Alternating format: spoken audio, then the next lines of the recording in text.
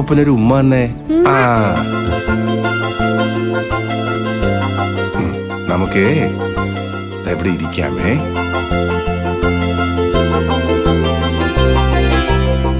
എടുത്തി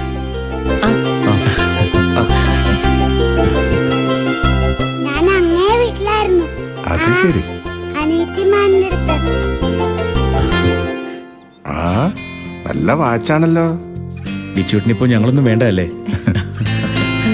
അച്ഛൻ വാങ്ങിച്ചതാ. ഉമ്മ. നല്ല വാച്ചാ. അനുചേച്ചി,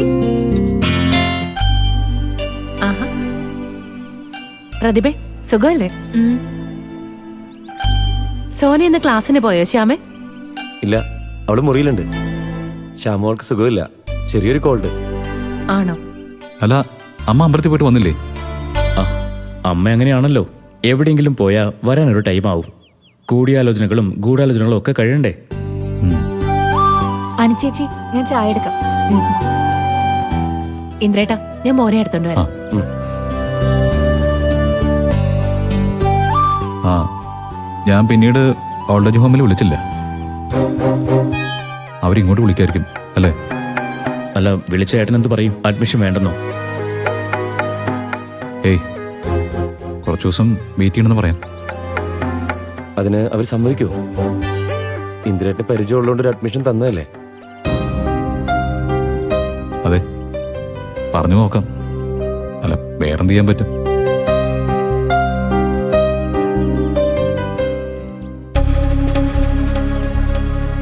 അച്ഛാ, ഇവിടുത്തെ ചർച്ചകളൊന്നും അച്ഛൻ ശ്രദ്ധിക്കണ്ട കേട്ടോ. അതൊക്കെ ഒരു ഭാഗത്ത് അങ്ങനെ നടക്കും. അച്ഛൻ ഈ കുടുംബത്തില് ഓണം ആഘോഷിച്ചിട്ടേ പോവൂ.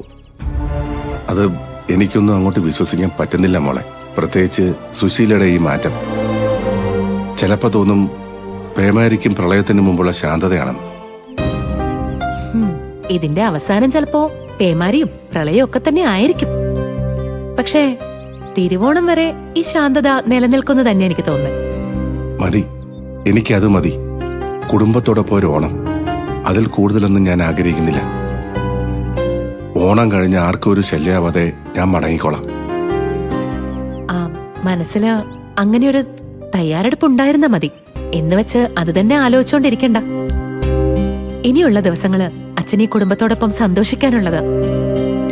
ആ സന്തോഷം എവിടെന്ന് വരുന്നെന്നോ എങ്ങനെ വരുന്നെന്നോ ഒന്നും ആലോചിക്കണ്ട.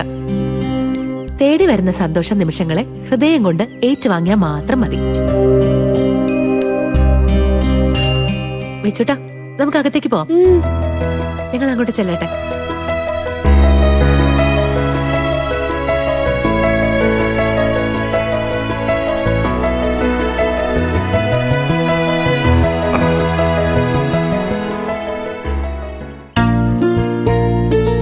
മുടിയൊക്കെ നമുക്ക് വൃത്തിക്ക് കെട്ടാട്ടോ. സുന്ദരി കുട്ടിയായല്ലോ.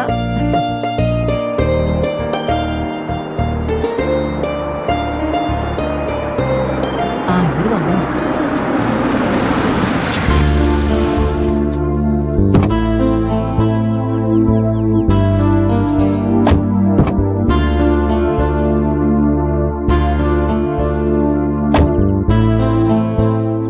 അതെടുക്കാൻ മറക്കല്ലേ. നോക്കിയേ, ആരാ വന്നേക്കുന്നേന്ന് നോക്കിയേ. മക്കളുടെ ചേച്ചിയും വല്യച്ഛനും വല്യമ്മയും ഒക്കെ ഉണ്ട്. ദേ നോക്കിയേ, ചോക്ലേറ്റ് എടുക്കാം. ദേ വരുന്നു, കണ്ടാ? ലക്ഷ്മണ, നിന്റെ അനിയത്തിമാരെ കണ്ടില്ലേ? ഓടിച്ചല്ലേ? ആ, വാ മക്കള് വാ. നിങ്ങളെന്താ മക്കൾ ഇത്രയും താമസിച്ചേ? മാഷ് ഇത്രയും നേരം ഇവിടെ കാത്തിരിക്കുകയായിരുന്നു. ഇപ്പഴാ മുറിയിലേക്ക് പോയത്. അമ്പിളിയെ ഡോക്ടറിനെ കാണിച്ചിട്ടാ വരുന്നു. ഭാനുമ്മ, അതെന്ത് പറ്റി? പെട്ടെന്ന് ഡോക്ടറെ കാണാൻ? ഹലോ, അങ്ങനെ കാര്യമായിട്ടൊന്നുമില്ല ഭാനുമേ. എല്ലാ ഗർഭിണികൾക്കുള്ള പ്രശ്നം തന്നെ. രഘുവേട്ടന്റെ പേടി കാരണം ഡോക്ടർ പോയി കണ്ടതാ. ഇനിയിപ്പോ അതും എന്റെ തലയിലിരിക്കട്ടെ. നീ അത് റെസ്റ്റ് എടുത്തേ.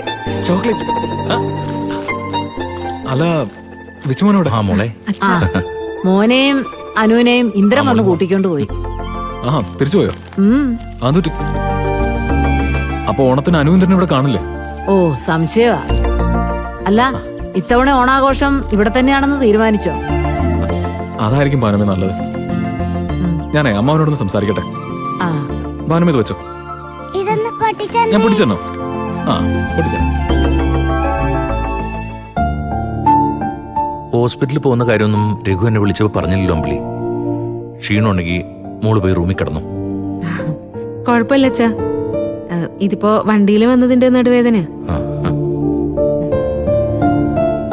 അമ്മവാ, ഇതൊന്നും അല്ല.